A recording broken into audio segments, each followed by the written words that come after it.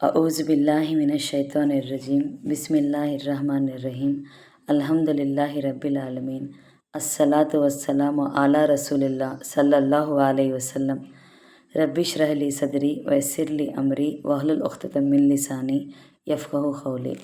अस्सलामु अलैकुम रहमतुल्लाहि व बरकातुहू। सब जनान को तुम्हें भी ये वीडियो देखने के पहले दरूद और सलाम पढ़ को ये वीडियो देखना शुरू करो।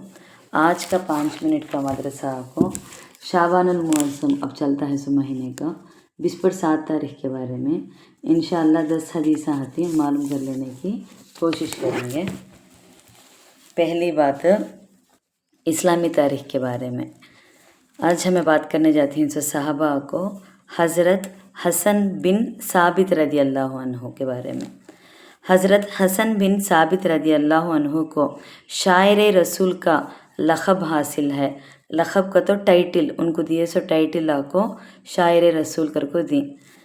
सिर्फ यही वो सहाबी हैं जिन्हें आप सल्लल्लाहु अलैहि वसल्लम की ज़िंदगी में मिंबर रसूल पर बैठने का शर्फ हासिल हुआ। जब कुफ़ार और मुशरिकी ने हुज़ूर सल्लल्लाहु अलैहि वसल्लम के ख़िलाफ़ अशार पढ़ते थे तो हुज़ूर सल्लल्लाहु अलैहि वसल्लम हज़रत हसन बिन साबित रदी अल्लाह अन्हु को हुक्म देते थे कि वो मिंबर पर खड़े हो और आप सल्लल्लाहु अलैहि वसल्लम की तारीफ़ बयान फरमाए। हज़रत हसन रदी अल्लाह अन्हु के बारे में कहा जाता है कि जाहिलियत के ज़माने में वो अहले मदीने के शायर थे। फिर हुज़ूर सल्लल्लाहु अलैहि वसल्लम के मदीना तशरीफ़ लाने के बाद शायरुन नबी कहलाए। फिर तमाम आलम इस्लाम के मुक़द्दस शायर बन गए।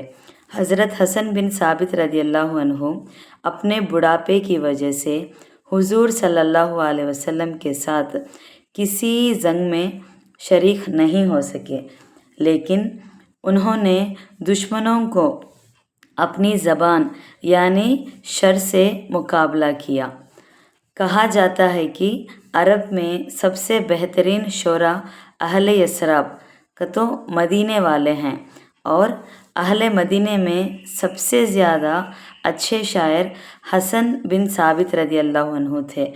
तो उम्र ज़्यादा होने की वजह से ये सहाबा जंगा में शरीक हुए नहीं थे।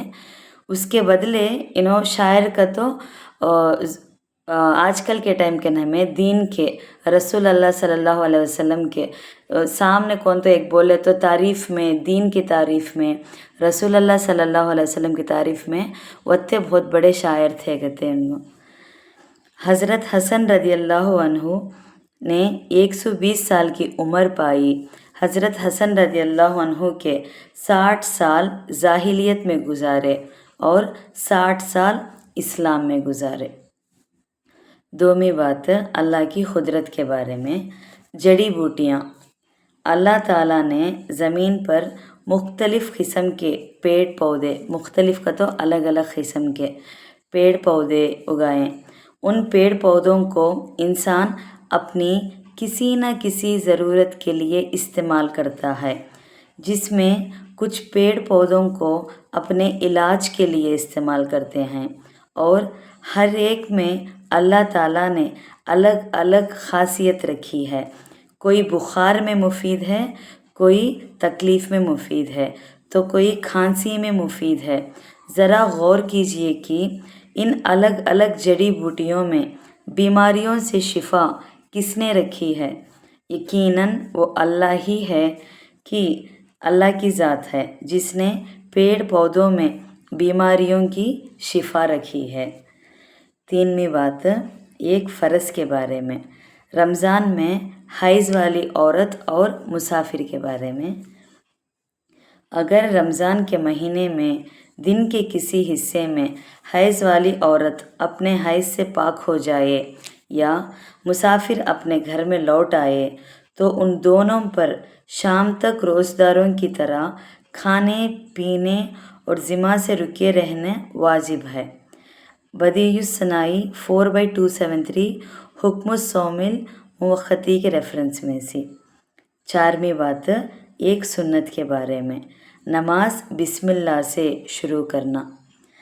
حضرت عبداللہ بن عمر رضی اللہ عنہ فرماتے ہیں رسول اللہ صلی اللہ علیہ وسلم اپنی نماز کو تکبیر، ثنا اور تعوذ کے بعد بسم اللہ الرحمن الرحیم سے شروع فرماتے تھے۔ ترمذی حدیث 245 کے ریفرنس میں سے تکبیر، ثنا اور تعوذ کے بعد بسم اللہ گتو تکبیر گتو اللہ اکبر کر کو ہمیں رکعت بنتی ہی نہیں، اس کے بعد پھر ثنا کا سورہ پڑھتے ہیں، اس کے بعد تعوذ کا تو ہمیں کل پڑھے اعوذ باللہ من الشیطان الرجیم بولتے ہیں، اس کے بعد بسم اللہ کر کو بولنا، یہ ایک کے بعد ایک کتیں سے تکبیر، ثنا اور تعوذ کے بعد بسم اللہ الرحمن الرحیم پڑھ کو شروع کرنا۔ پانچویں بات، ایک اہم عمل کی فضیلت کے بارے میں، پورا مہینہ تراویح پڑھنے کے بارے میں۔ رسول اللہ صلی اللہ علیہ وسلم نے فرمایا رمضان ایسا مہینہ ہے کہ جس کے روزوں کو اللہ تعالیٰ نے تم پر فرض کیا ہے، اور میں نے تمہارے لیے اس کی تراویح کو سنت قرار کر دیا ہے۔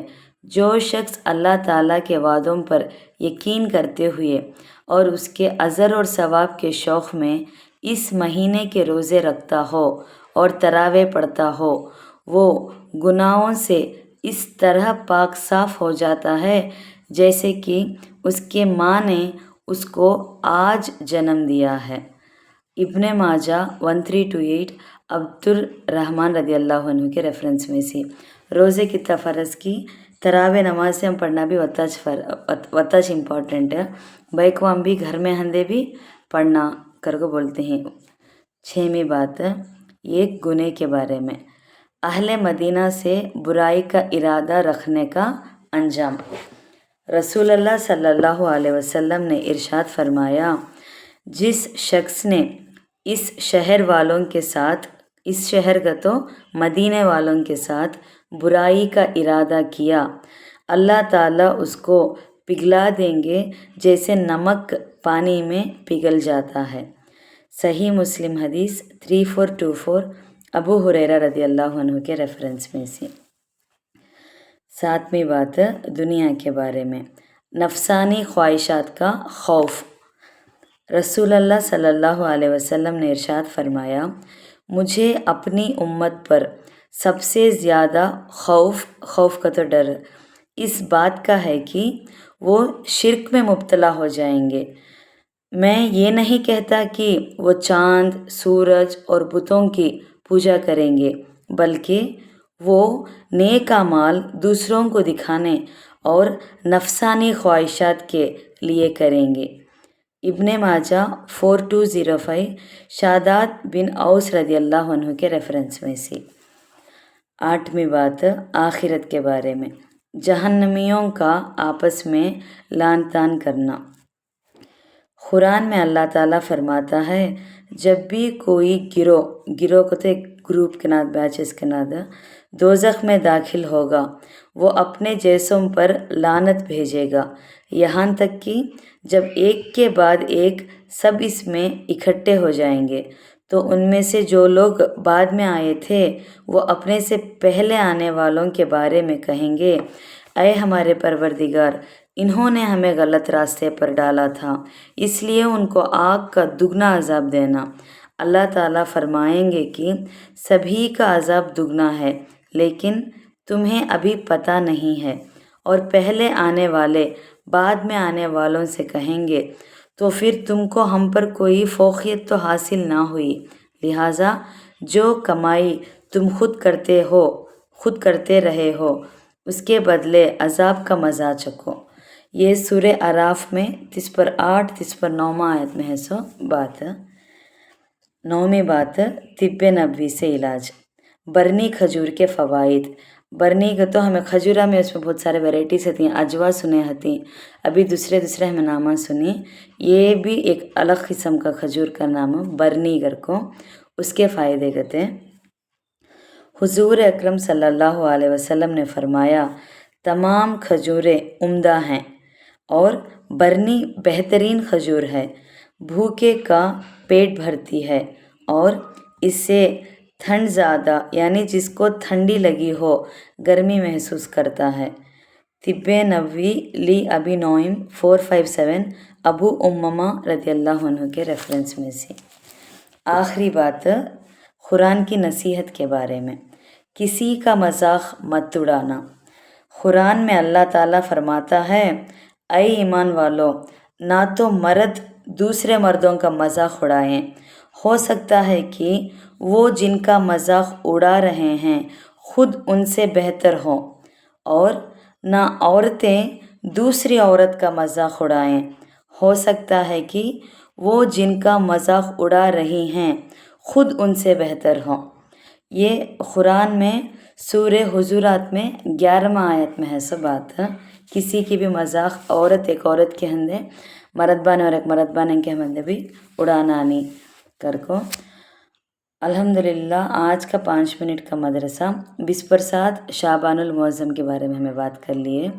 इंशाअल्लाह कल बिस्पर-8 शाबानुल मुअज़्ज़म के बारे में बात करेंगे। अस्सलामु अलैकुम रहमतुल्लाहि व बरकातुहू।